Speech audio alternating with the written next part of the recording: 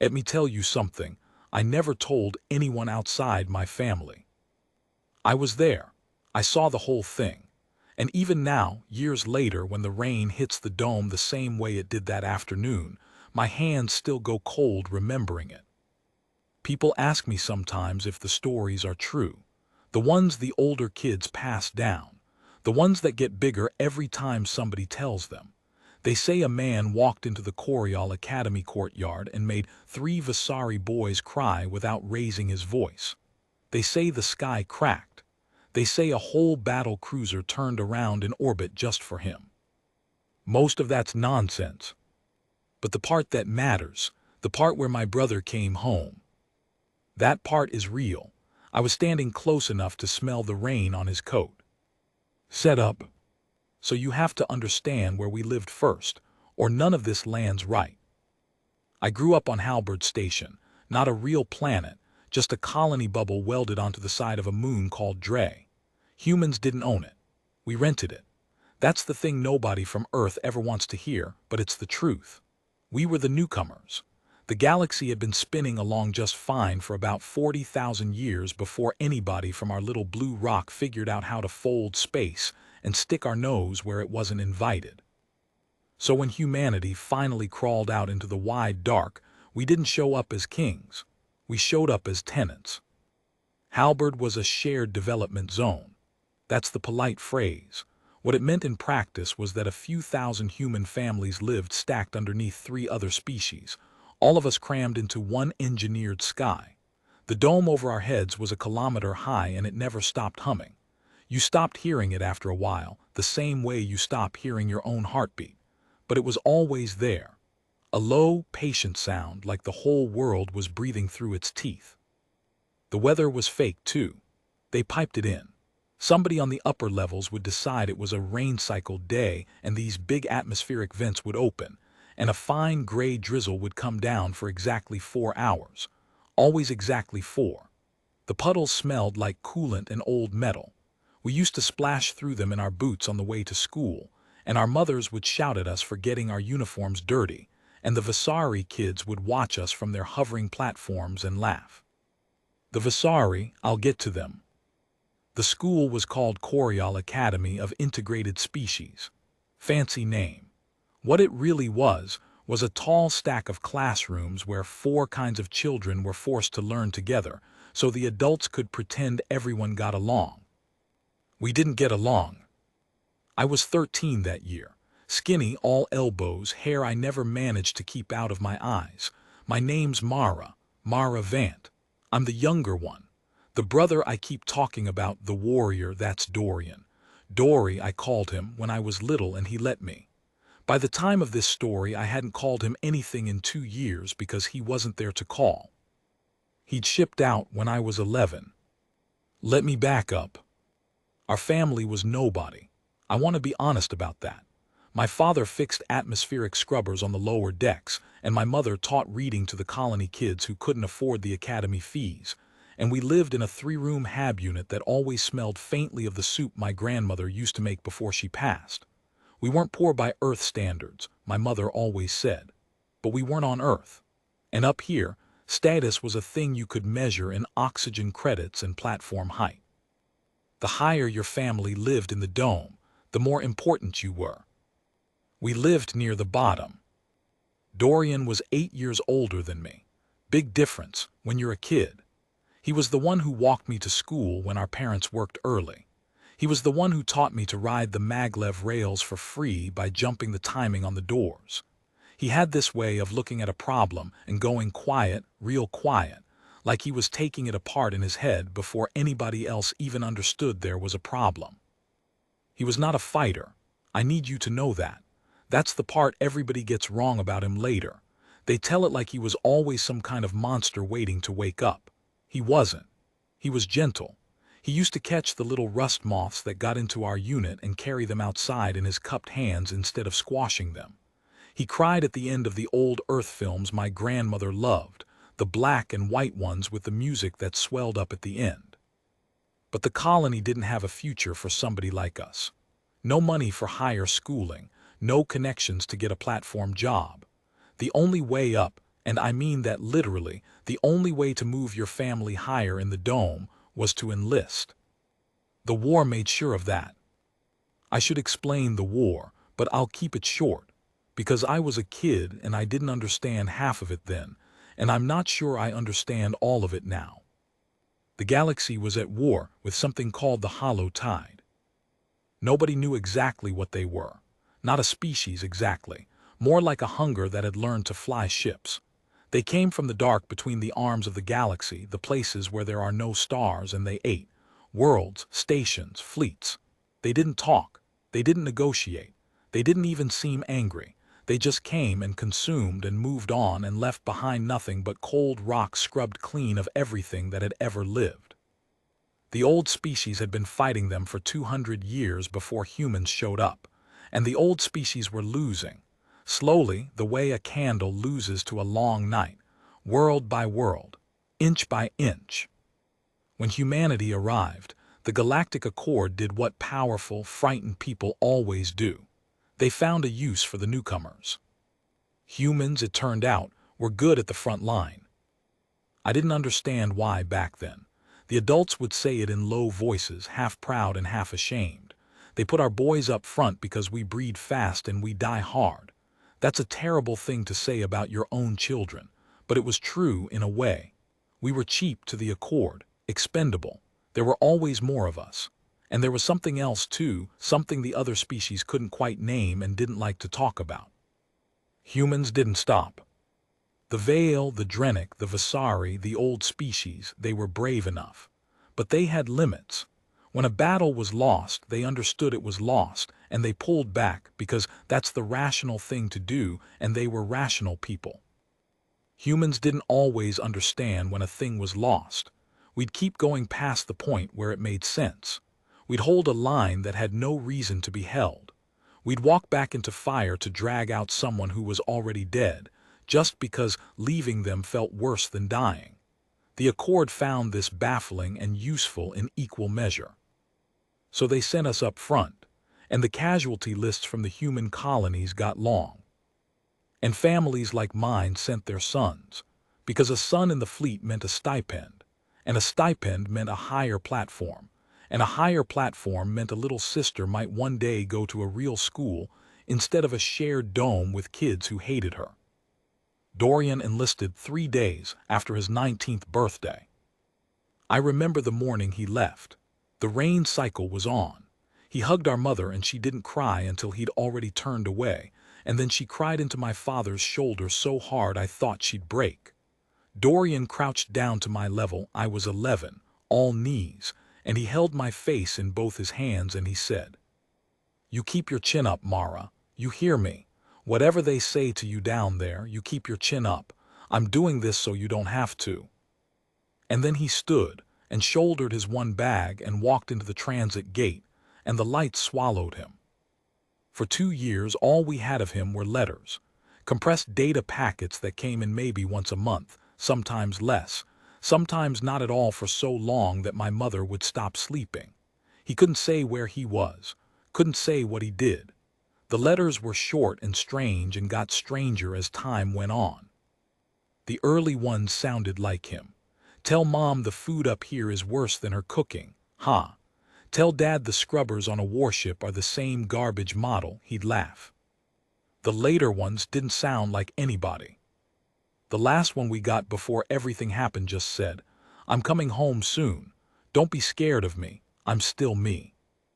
We read that line 100 times trying to figure out what it meant. We found out. Build tension. Now the Bullies. I told you I'd get to the Vasari. The Vasari were one of the old species, tall, elegant people with skin that shifted color slightly depending on their mood, like oil on water, and these long, graceful limbs that made every human look clumsy by comparison. They lived on the upper platforms of the dome, the ones near the top where the fake sunlight was brightest. Their families were old and rich, and they had been part of the Accord since before humans had invented the wheel, and they never, ever let us forget it. At Coriol Academy, the Vasari kids ran everything. The clubs, the social tiers, the unspoken laws of who could sit where and who got to speak first. And the king of them all was a boy named Threll Sazadine. Threll was 16, beautiful in that cold Vasari way. His skin went the color of brushed silver when he was pleased with himself, which was most of the time. His father sat on the colony's governance tier. His family owned 3 of the cargo lines that fed the whole station. He had a voice like cool water and a smile that never reached his eyes, and he had decided, somewhere around the time I started at the academy, that I was his favorite thing to break. Not me specifically, humans generally, but me especially because I was small and because I had a habit of not looking away when I should have, which Vasari found insulting. To look one in the eye too long was a challenge in their culture. I didn't know that at first. By the time I did, I decided I didn't care. Keep your chin up, Mara.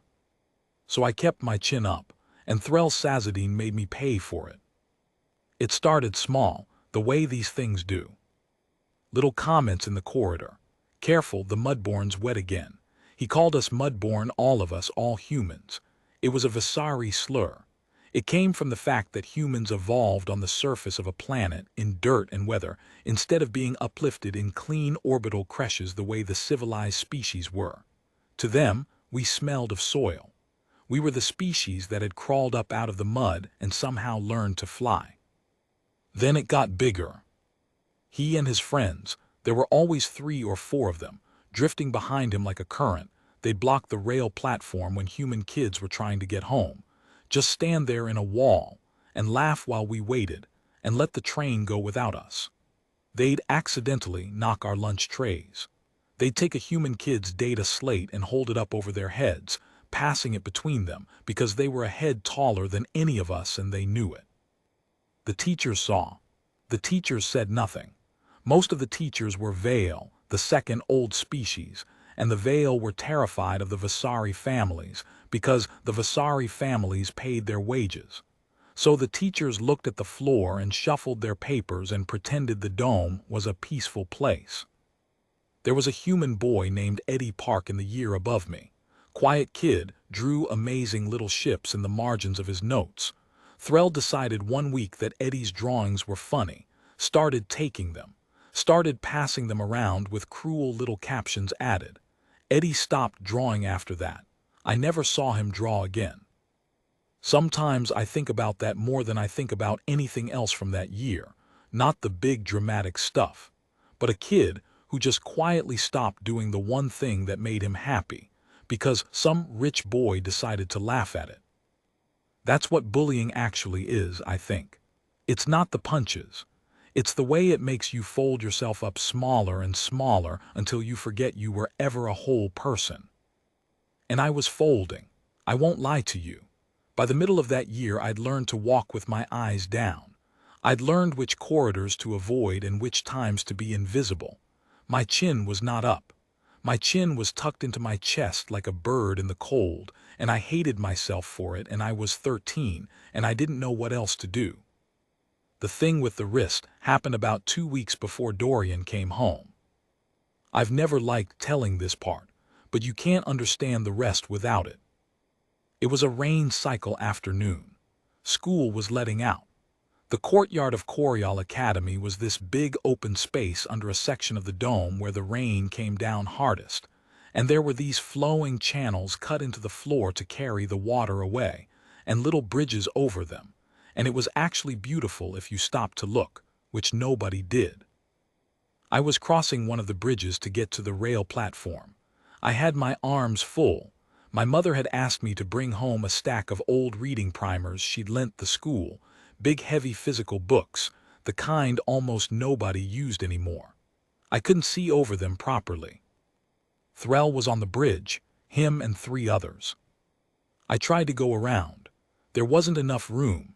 He stepped into my path casual like it was an accident, and the books and I both stumbled, and I dropped 2 of them right into the water channel, and the current took them. My mother's books, the ones she couldn't replace. The ones she'd saved up real Earth credits to bring all the way out here because she believed kids should hold a book in their hands at least once. I went after them without thinking, reached down into the channel. And Threll put his foot on my wrist and pressed it down against the edge of the stone. Not hard enough to break it. He was too smart for that. A broken human wrist might actually get noticed. Just hard enough. Hard enough that I couldn't move, couldn't get up, had to kneel there on the wet bridge with my arm pinned and the rain coming down and his 3 friends laughing and the books gone, just gone, swept off into the drains. "Look at it," Threll said, soft, almost gentle. He always talked softest when he was being cruelest. "Look at the little mudborn in the dirt where it belongs, reaching for its little paper toys." His skin had gone silver bright with pleasure. "Say it," he said. "Say what you are. Say it and I'll let you up." I didn't say it. "Keep your chin up, Mara." I lifted my head and I looked him dead in the eye, water running down my face, and I didn't say a single word. His skin flickered, annoyed, the challenge of it. He pressed down harder. Pain went up my arm, white and sharp. Some sound came out of me that I'm not proud of, but I held his eyes. I don't know where it came from. Some last hard knot of myself that wouldn't fold no matter how small everything else had gotten. "Stubborn animal," he said, and there was real anger in it now, the silver gone dark and stormy.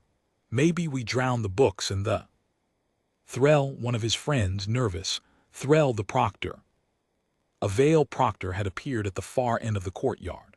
Threll took his foot off my wrist, smooth and unhurried, like he'd merely been resting it there, and he and his friends were laughing about something unrelated by the time the proctor drifted close. And the proctor looked at me kneeling soaked on the bridge and looked at the Vasari boys and made the calculation every adult in that place always made, and asked me coldly why I was making a mess of myself in the rain. I went home with a bruised wrist and no books, and I told my mother the books fell in the water by accident because what was the point of telling her the truth? There was nothing she could do. There was nothing any of us could do. That was the whole point of the dome. That was the shape of our lives. I cried that night with the pillow over my face so my parents wouldn't hear. And in another part of the galaxy, in the dark between the stars, my brother was on a ship that had just received its orders to come home. He came back on a gray day, a rain cycle day, of course. It's always raining in this story. That's not me making it dramatic. It really was. The dome had decided on weather, and the weather was grief-colored and slow. The notice came to our HAB unit in the morning. An official Accord packet, the kind that usually meant the worst thing, and my mother's hands shook so badly she couldn't open it, so my father did, and his face went through about 6 things at once, and then he said in a voice I'd never heard him use, "He's alive, he's discharged, he's coming home today." And then my mother was crying and laughing at the same time, and the soup smell of the whole apartment seemed to brighten, and I ran out into the corridor in my socks and screamed it to nobody. We didn't go to the school that day, none of us. We waited at the transit gate, the same gate that had swallowed him 2 years before. The rain came down, the dome hummed, and then the light bloomed in the gate the way it does, and a figure stepped out of it. I almost didn't know him. He was bigger, not just grown, changed, wider through the shoulders in a way that wasn't natural, that didn't come from food or exercise. He wore a long gray coat with no insignia, and the rain beaded on it strangely, like the fabric wasn't quite fabric. His face was my brother's face, but harder, and older than 2 years could account for, with a thin, pale line of scar running from his left eyebrow down across his cheek. And his eyes. I'll try to describe his eyes. They were quiet. That's the only word I have. So quiet it was loud. When he looked at you, it felt like being looked at by deep water. Like there was something underneath the surface, very large, very still, that you were grateful was sleeping. Then he saw us and the quiet broke, and for 1 second he was just Dory, just my big brother. His face crumpled and he crossed the platform in 3 strides and went down on his knees and pulled all 3 of us into him at once, and he was shaking, and he smelled like rain and ozone and something burnt, and he said into my hair, "I'm home. I'm home. I'm sorry I took so long. I'm home." My mother held his face the way he'd once held mine, and she kept saying his name like she was checking it still fit. I noticed his hands when he held me. The backs of them were marked with these fine silver lines just under the skin in patterns like circuitry. They were warm, too warm, like there was a small machine running somewhere inside him. "Don't be scared of me," his last letter had said. "I'm still me." I wasn't scared. I want that on the record. Whatever they'd done to him out there, and they'd done something, the lines in his skin, the warmth, the way he flinched at the dome's hum like it hurt him, whatever they'd done, when he looked at me he was still my brother, the one who carried rust moths outside in his hands. He just had something sleeping underneath now. The first few days he was home were quiet, and good and a little strange. He slept badly. I'd hear him in the night, awake, packing the small space of our unit in the dark. Sometimes I'd come out and find him sitting at the table just looking at his own hands. Once I found him standing perfectly still in the middle of the room with his eyes closed and his lips moving, counting something. When I touched his arm he came back from wherever he was very slowly, and his eyes took a moment to find me, and he smiled and said, "Hey, Mara." Couldn't sleep. Like it was me who'd been somewhere far away. He didn't talk about the war. We didn't ask. There was a line in him you could feel, a place you weren't supposed to go, and we all stepped carefully around it. But during the days, the gentleness came back. He fixed things around the unit my father had given up on. He learned all my school subjects in about an hour each, reading my slates, and then helped me with my homework in a way that made hard things easy. He went with my mother to the lower deck market and carried everything and let the old women fuss over how handsome and brave he was. He laughed, not as much as before, but he laughed. He noticed the bruise on my wrist on the third day. It had gone yellow-green by then, fatting. He picked up my hand at the dinner table, casual, and turned it over and looked at the mark, and his face didn't change at all, which is how I knew he'd seen it. "How'd you get this?" "Light, easy."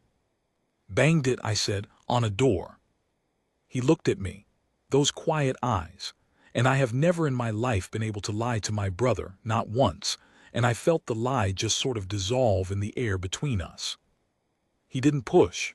He set my hand down gently and he said, "Okay," and he changed the subject and asked our father about the scrubber models, and the dinner went on. But I caught him watching me after that. The way you watch something you're worried about. And I caught him twice, looking toward the direction of the academy with that deep-water stillness on his face. He knew, I don't know how. Soldiers know things, I think. Or maybe he just knew me, knew the way I'd started folding myself small, knew it the way only someone who taught you to keep your chin up would notice the day you stopped. The walk. It happened on the day he walked me to school. I didn't want him to, that's the irony of it. I begged him not to. It was a week after he got home.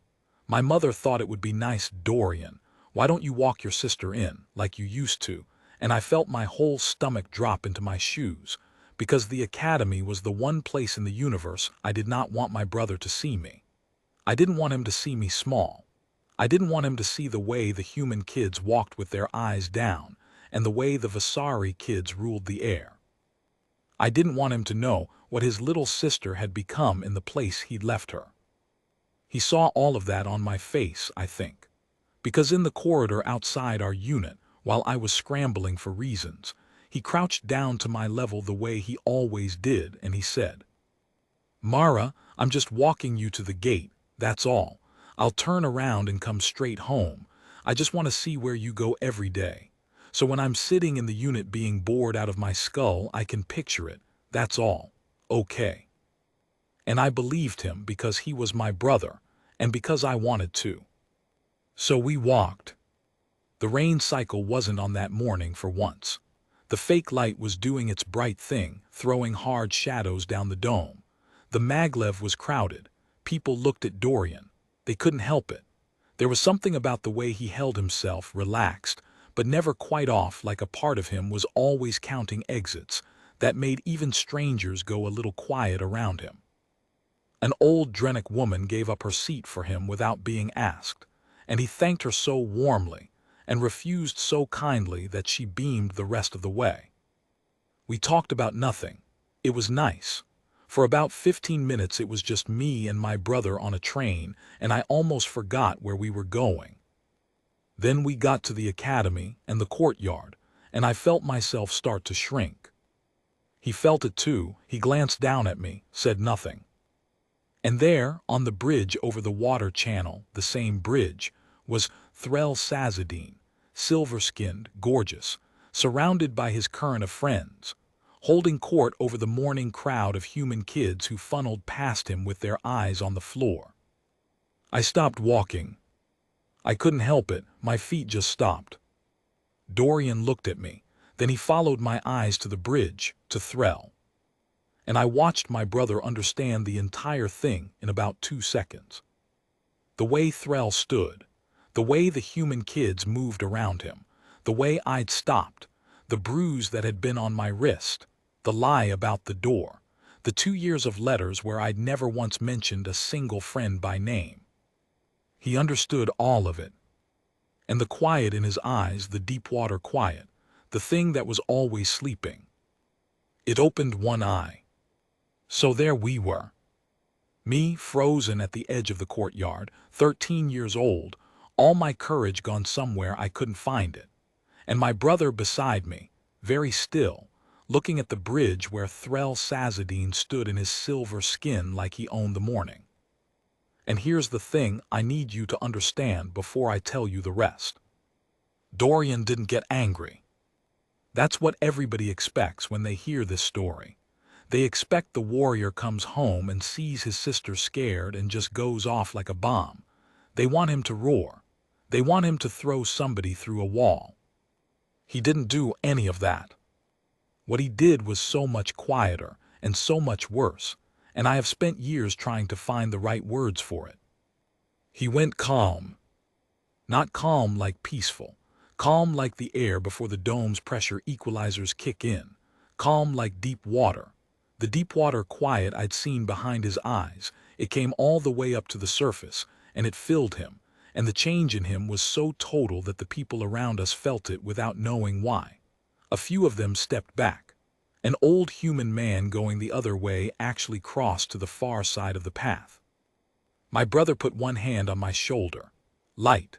Warm, too warm, the way his hands always were now, the little machine running somewhere inside him. Mara, he said, I'm going to ask you something and I need you to tell me the truth, just this once, the whole truth. I couldn't speak, I nodded. That one on the bridge, he said, not pointing, just a tilt of his head. The tall one with the silver, is he the one that hurt your wrist? The whole courtyard noise washed over us.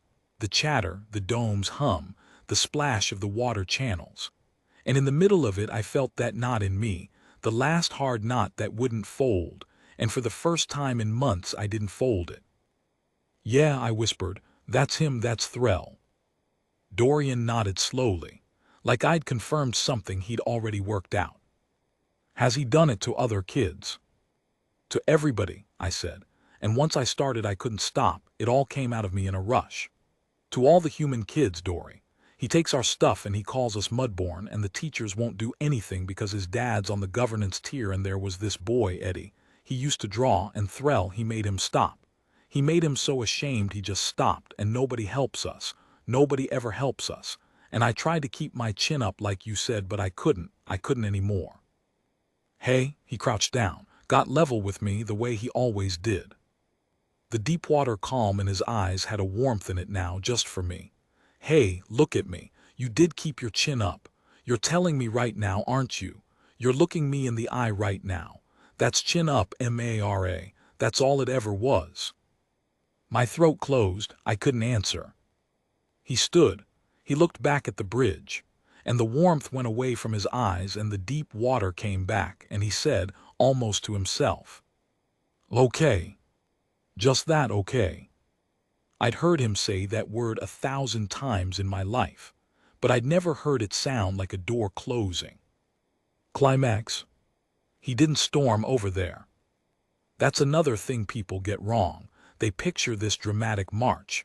It wasn't like that. He just started walking, unhurried, hands loose at his sides, the long GREY coat moving a little with each step.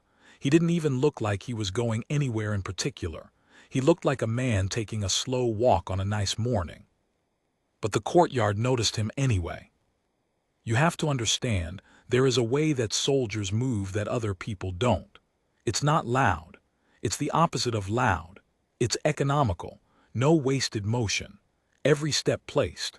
And when a person who moves like that walks into a crowd, some old animal part of everyone's brain sits up and pays attention before the thinking part catches up.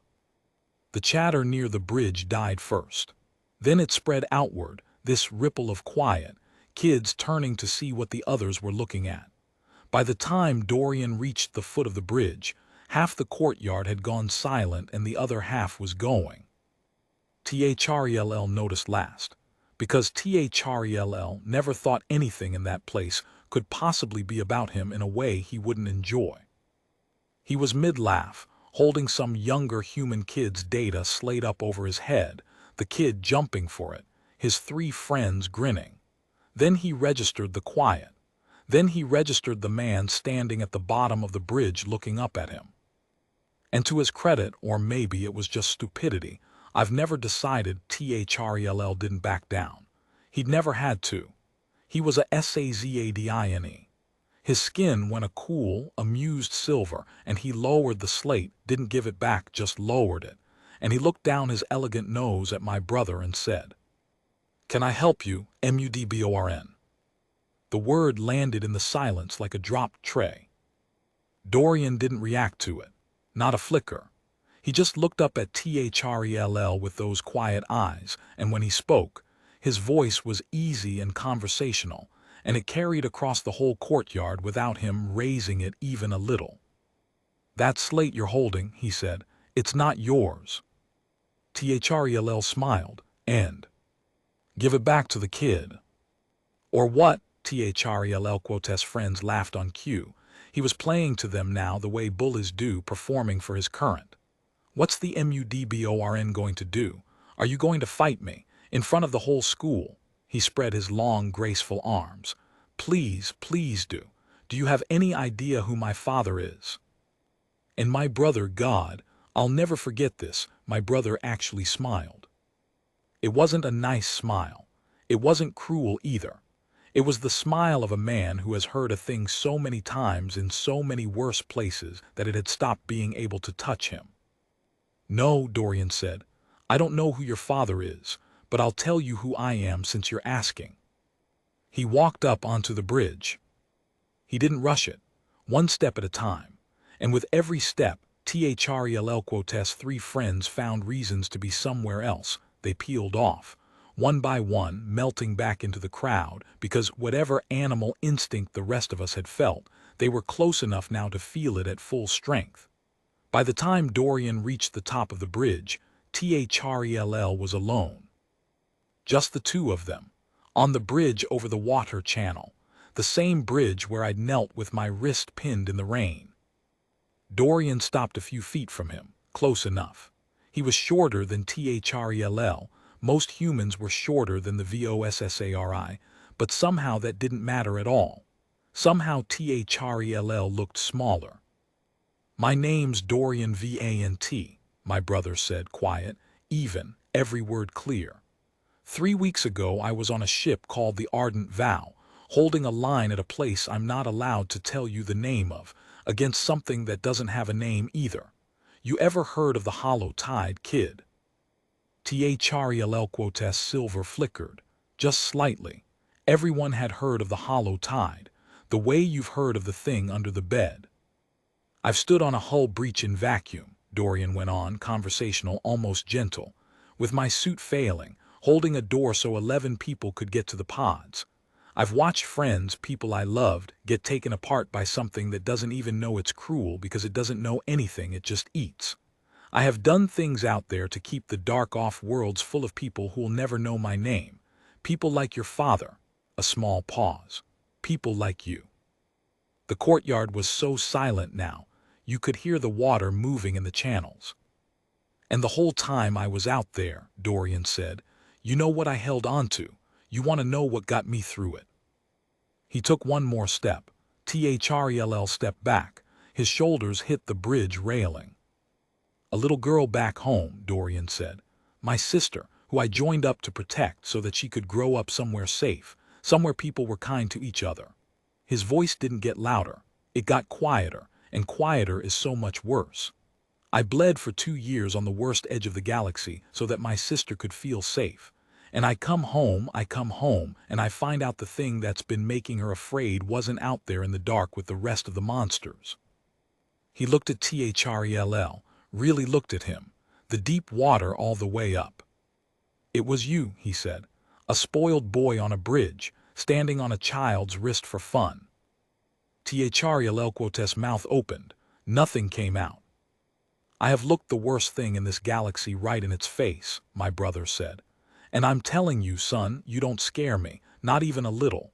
You're not a monster, you're not even brave. You're just a frightened kid who learned that if you make other people smaller, you feel bigger. And someday, if you're lucky, you'll be ashamed of that. I hope you're lucky." And then, and this is the part nobody believes, this is the part that sounds made up, my brother reached out, and THRELL flinched. The great proud SAZADINE flinched and threw his arm up like he expected to be hit. And Dorian just took the data slate out of his hand.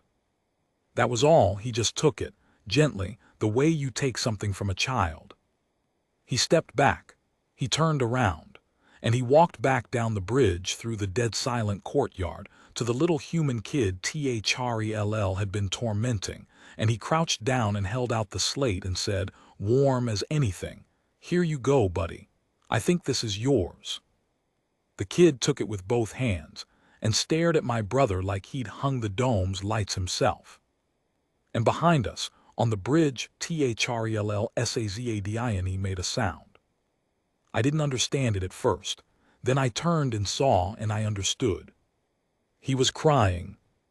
The king of CORIOL Academy, the silver-skinned prince of the upper platforms, the boy who'd put his foot on my wrist and told me to say what I was.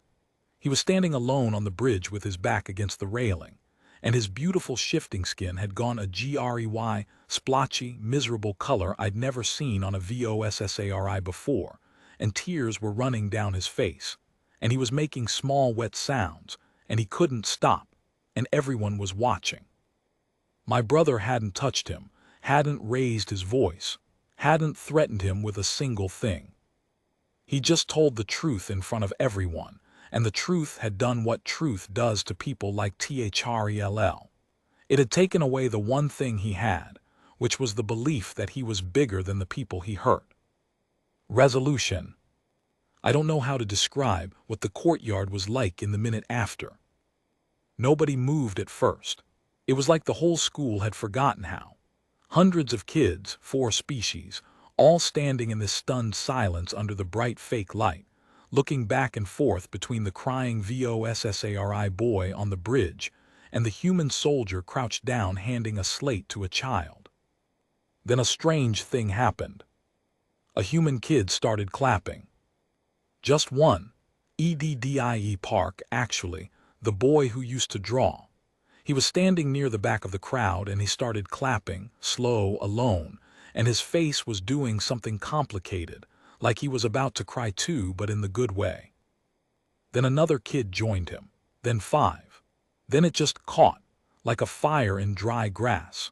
The whole human side of the courtyard erupted, kids cheering and clapping and some of them shouting, and a few of the VAEL kids joined in too, and even, I swear this is true, even a couple of the younger VOSSARI. Kids who I guess had been just as scared of Threll as the rest of us. Even some of them were clapping, quietly, half ashamed, like they didn't quite know they were allowed to. My brother stood up. He looked genuinely embarrassed by all of it. He gave the crowd this small, awkward wave like okay, okay, settle down, and it only made them cheer louder.